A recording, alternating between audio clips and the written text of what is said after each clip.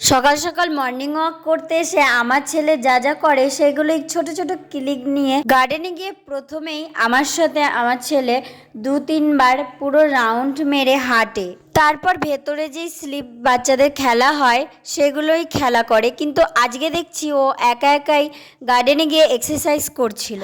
আর রোজ রোজই করে, কিছু কিছু করে কিন্তু ঘরে এসে করে, আর আজকে গার্ডেনে বসেই করছিল।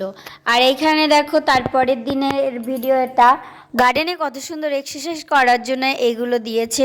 তো ও সবার সাথে সাথে ও করছিল একটু একটু করে, আর সব খেলাও করছে, মাঝে মধ্যে খেলাও করছে, আবার ছুটে ছুটে এসে এক্সারসাইজও করছে।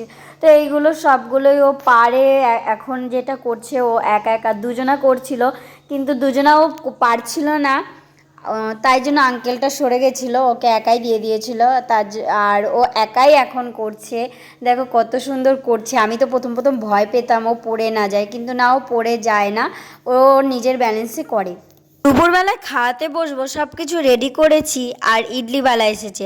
আর ইডলি খেতে ও এখানের এত ভালোবাসে, মাঝে মধ্যেই বলে যে মা খাবো, কিন্তু রোজের দেওয়া হয় না, মাঝে মধ্যে ওকে একটু কিনে দেওয়া হয় ওকে। আর ও ইডলিওয়ালার আওয়াজ পেয়েছে, ব্যাস ইডলি। আর এটা কি নাম? বড়া পাও। এটা বড়া পাও না, ইডলি আর মেহেন্দি বড়া খাবে। ওর ইডলি আর মেহেন্দি বড়া এখানকার খুব ভালো লেগেছে। এছাড়া আর নিজে হাতে আমি দেখলাম না কোনো কিছু খায়। কি সুস্বাদু, তাই না? আমাকে বলছে মা কিভাবে ইডলি বানায়, তুমি বানাবে। আমি ঠিক আছে, তোমাকে একদিন বানিয়ে খাওয়াবো।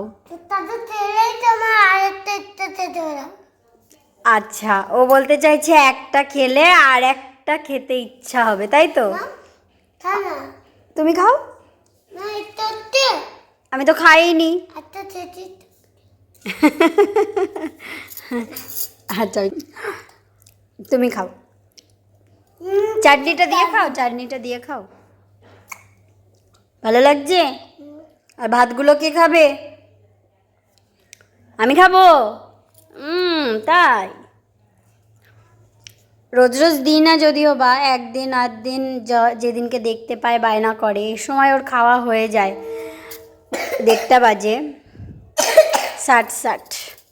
1:30 বাজে, এই সময় খাওয়া হয়ে যায়। তাও এখন চাইছে, আজকে ভাবলাম একটু দিই।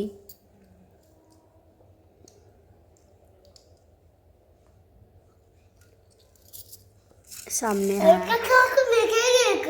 হ্যাঁ, 2টো চাটনি মিক্স করে দিয়েছে।